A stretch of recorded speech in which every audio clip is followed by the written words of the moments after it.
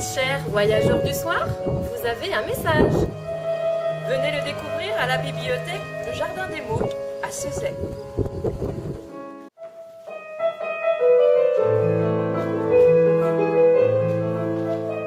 Bonjour mon ami, me voilà. Ma nuit a été affreuse. Ton image, celle de cette femme, ont toujours été là devant mes yeux.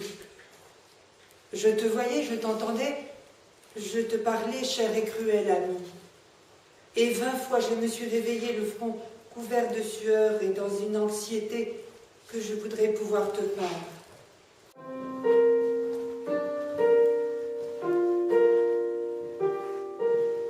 Fainéantise.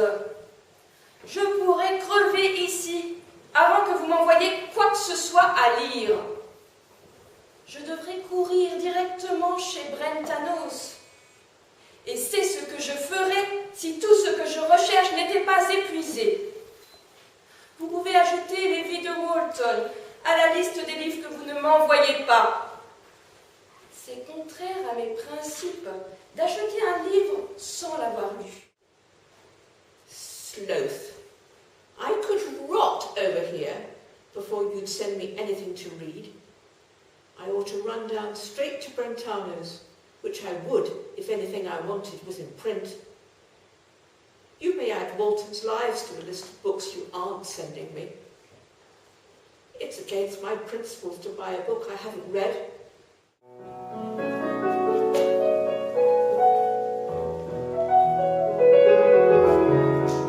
Quai Bartholdi, les Palmiers Sauvages, 14 quai Maupassant, Fécamp. Le 22 octobre 1997. Monsieur, j'ai pris connaissance de la note que vous avez laissée à ma vendeuse lors de votre passage à la librairie.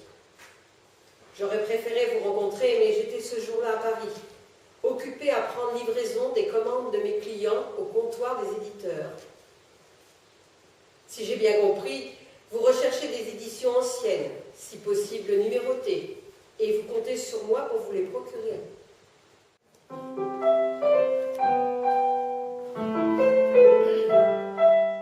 Donc là, c'est l'histoire, c'est par le plus grand des hasards, Arima, un homme, et une femme à qui, autrefois mariés et qui sont divorcés, se sont revus sur un site touristique, mais alors tout à fait par hasard.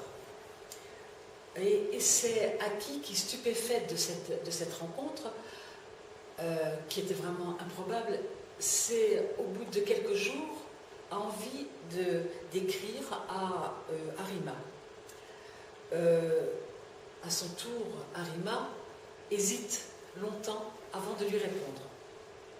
Ils se sont quittés 10 ans plus tôt, après un drame. Je ne vous dirai pas lequel, parce qu'il faut absolument le dire.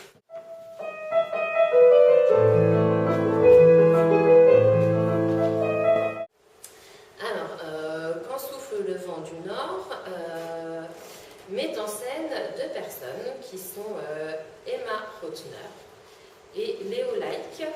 Donc en fait, Emma, en voulant résilier un abonnement à une revue Like, L-I-K-E, elle envoie un courrier électronique, mais à la mauvaise adresse mail.